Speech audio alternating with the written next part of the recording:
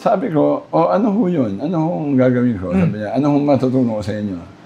Hindi, ikaw ang gusto namin. Sabi, ayoko po. Sabi ko, hindi ka po gagawin yan. Sabi ko, nahiya ako. Ano sasabihin ng mga kapatid ko?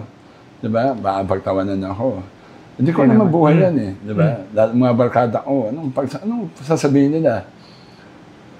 Hindi, ano to, ano lang to, wala ka naman gagawin dito. Sinatutulungan ka namin, gagayit ka namin. Ay, hindi ko talaga. Tapos sabi niya, may ano naman to, may TF naman to. May TF. Sabi, magkano ba TF niyan? Sabi niya, 5 araw ka namin kukuhanan eh. Per day ng bayaran dito. Magkano ho ba? Nung binigay yung presyo, wala na, tapos na sa Air 21 di ba? Nung binigay yung presyo, tapos 5 araw, sige,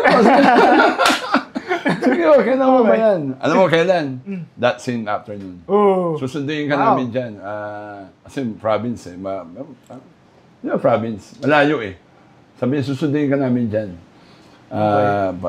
Papapuntahin ko yung van, sunduin ka na. On that day, wala na akong pera eh. Tapos na yung kontrata ko eh. Diba? Wala na akong ni-expect na pera. Araw na yun, may pera ako. Kasi may unang day ko eh.